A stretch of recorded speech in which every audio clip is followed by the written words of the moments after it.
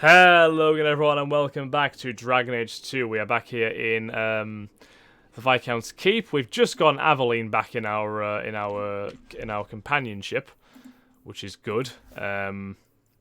She can't use place armor. Oh.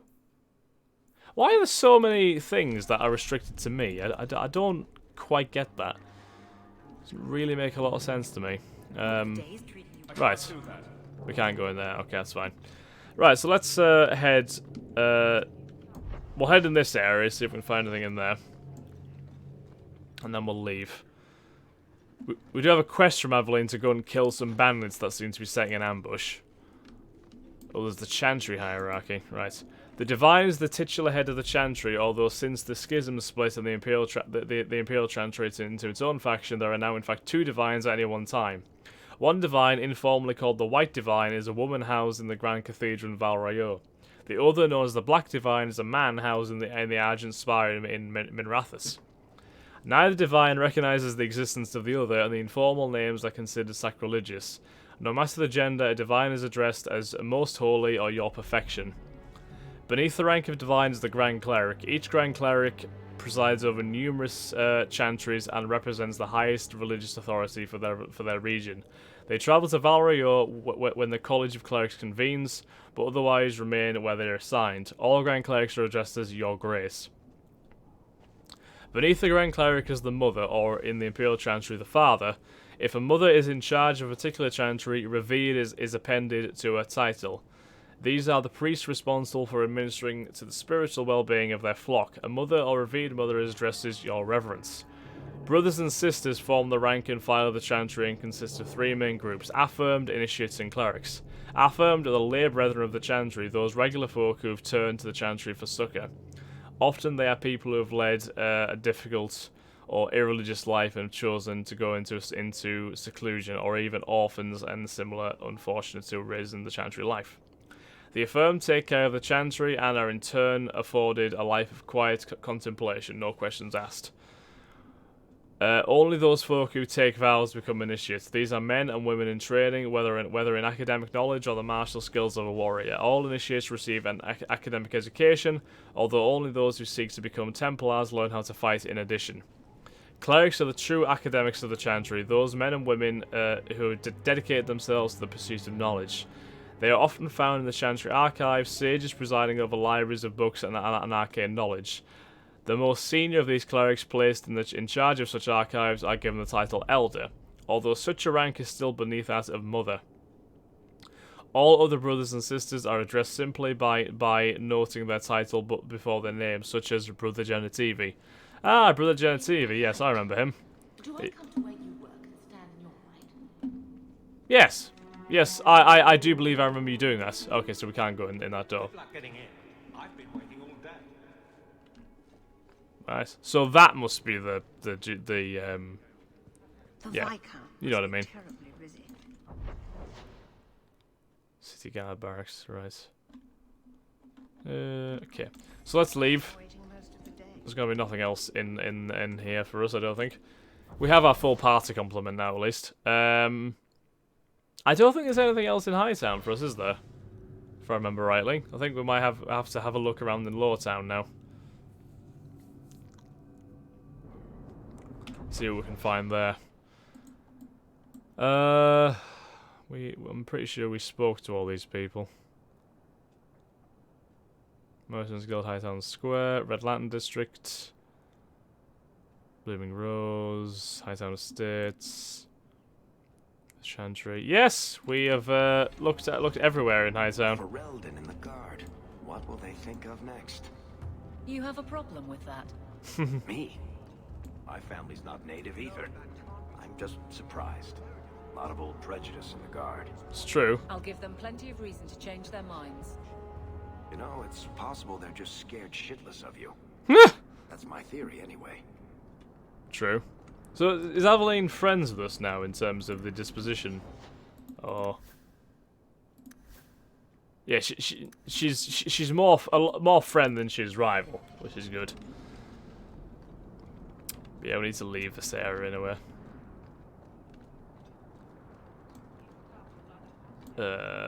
Right, so let's get out via this direction. I think we can. Yeah, good. Okay, so we'll go to Lowtown then. Or do we visit the Black Emporium? Yeah, let's go to the Black Emporium since this is DLC content. I'm interested in what's actually here. Whether we'll have anything useful. Oh, this looks weird.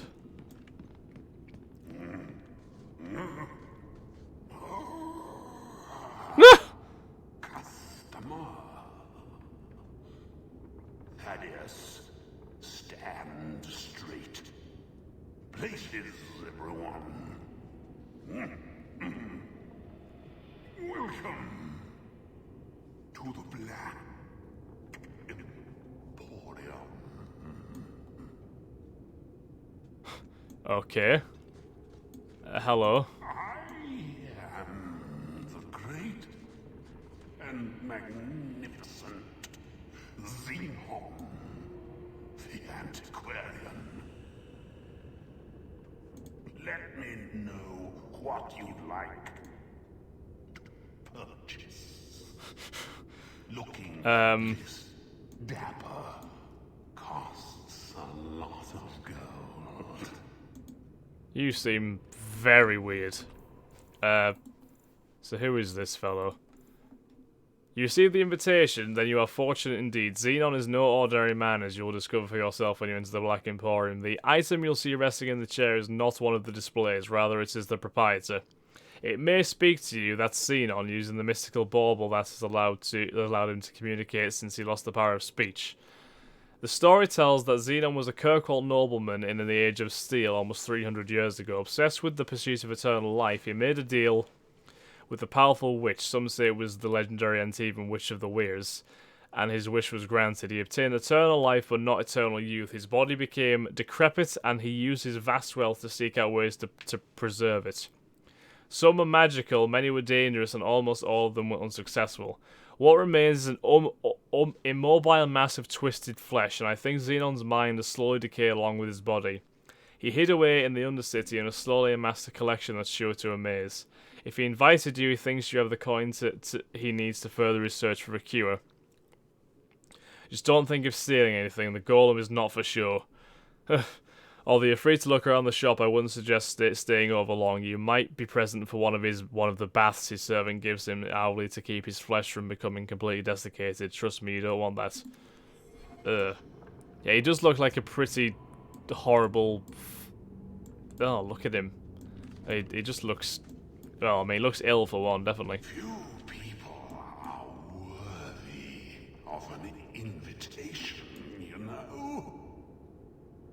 They search the sewers for the Emporium and accost poor urchin. And I tell urchin to say, no, you are not worthy. Starve in the sewers. Oh, God. Except urchin never speaks.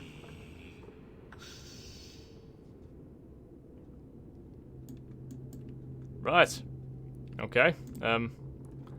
Can stone lie with purpose? Can it beckon with raw feminine command, yet shine with inspiring virtue? That challenge was posed to sculptor Arwen de Glace, artisan and son of Empress Vougienne of Orlais. It was bywork and the rhetoric in a time of excess, but answer he did. With the reserves of a nation and a passion unhealthy. A subject, Our Lady, though not as depicted in traditional statuary. Wow. Holy hell. Okay. Arwen's mad ambition summoned the form of Andraste, uninterrupted by the trappings of war and devoid of the vestments she assumed after death. It was living, commanding, obscene, yet inspired. To gaze upon it was to be enthralled spiritually and physically. It was the latter that alarmed Chantry officials. They blanched at the thought of Our Lady being possessed of such a base appeal, even as they too were drawn. The work could not be destroyed without threatening the balance between Empire and Hallowed, so grave censorship was enacted under the guise of honouring. Enchanters were tasked with extending the ethereal the height of the fade, drawing it around the form like a cloak. Our Lady remains in the stone and in this world, but mortal eyes are forever denied her treasure and glory. She's veiled in every sense.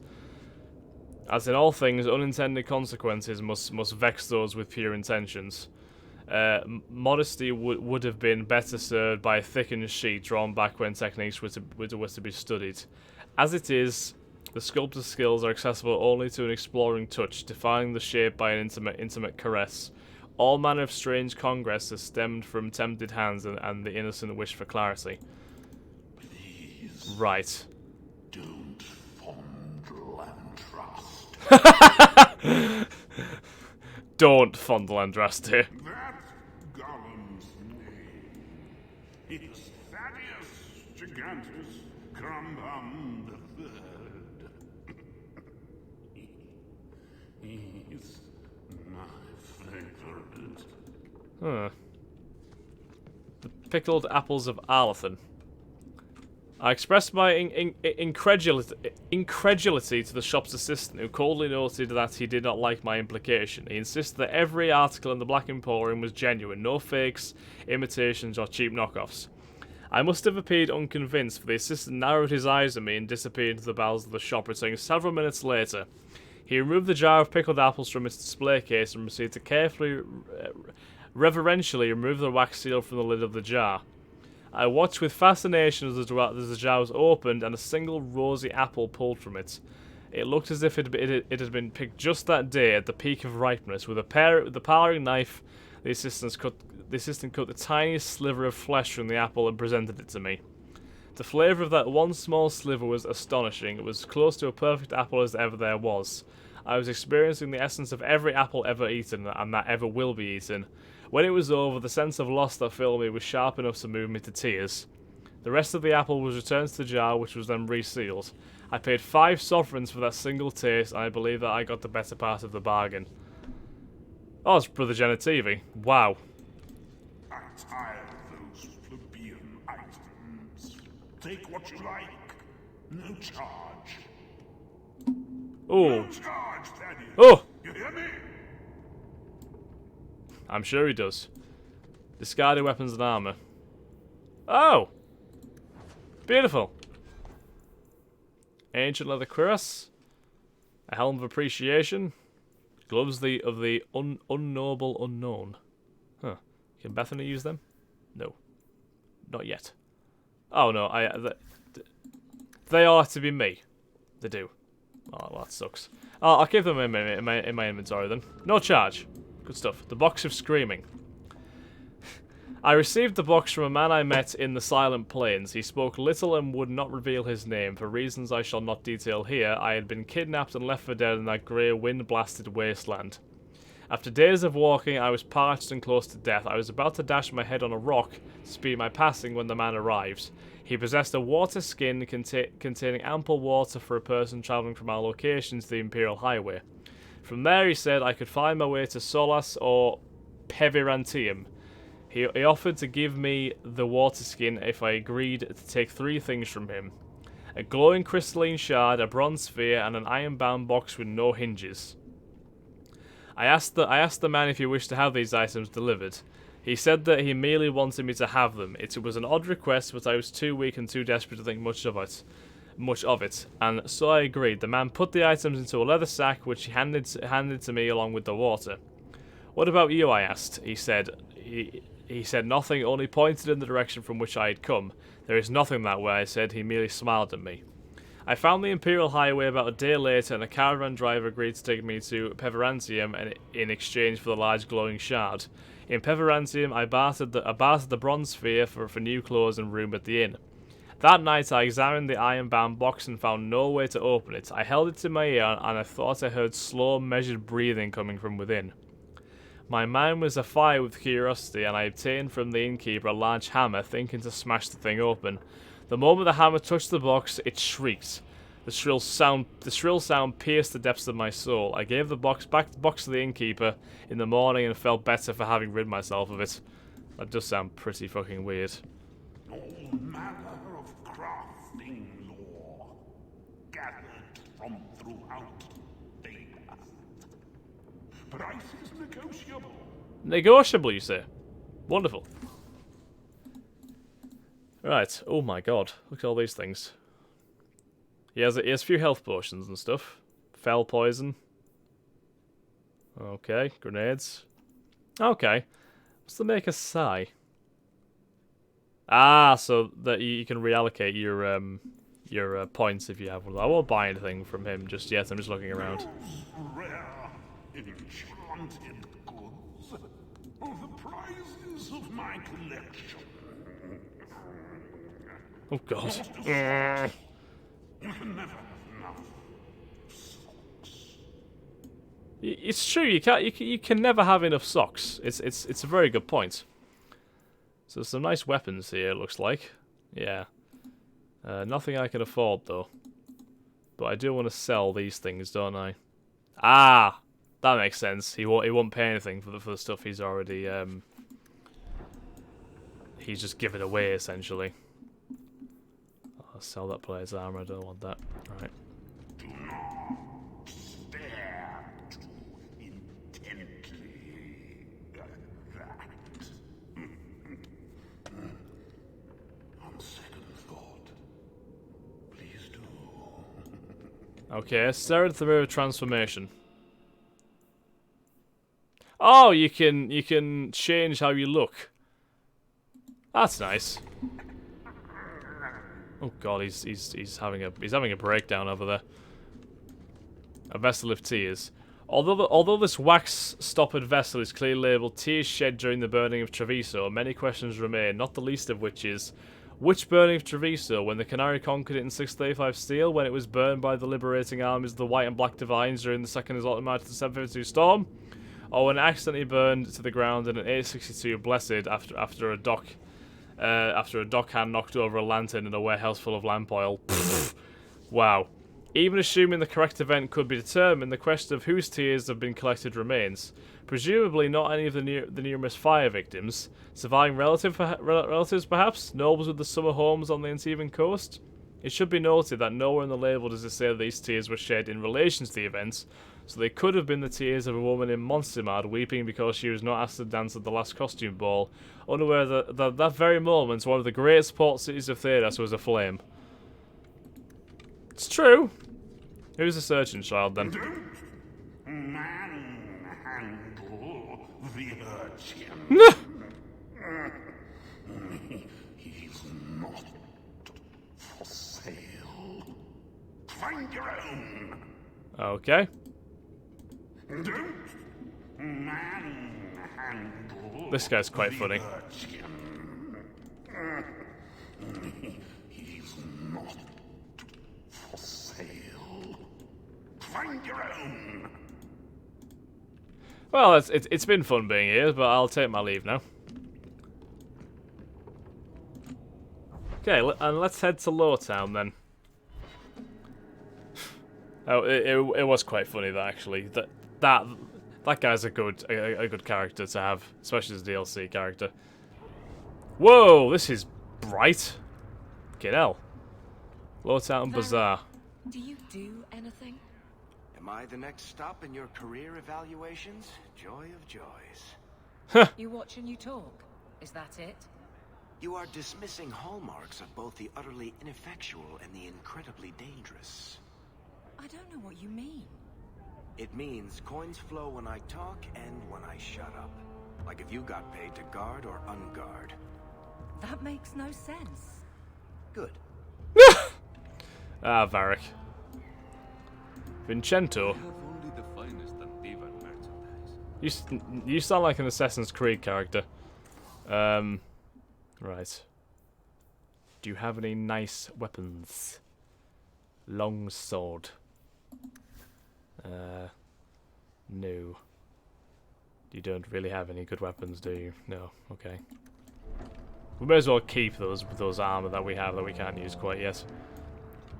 A badly copied leaflet. Take back our streets. Ferelden refugees, Canary soldiers, who next? Tavinsa slavers snatching children out their beds?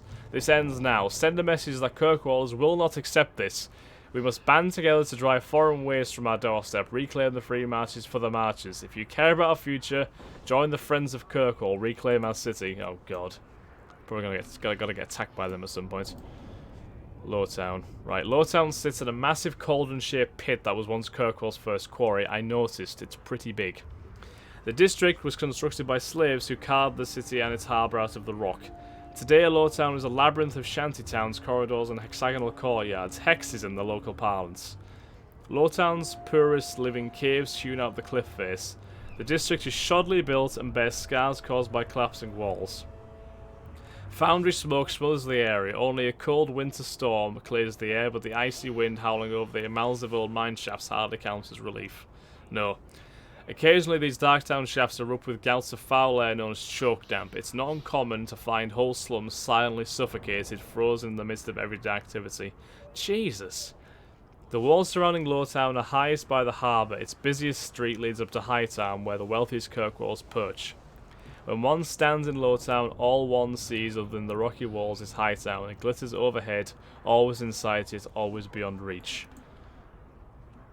Oh, yep, you can see Hightown from here. Definitely can. Okay. Right. We're going to end this episode here, guys, so thank you very much for watching. I do hope you've enjoyed. If you have, then please like, comment, subscribe, and share. I'll catch you in the next episode of Dragon Age 2. Thanks again, guys. Have a nice day. Bye-bye.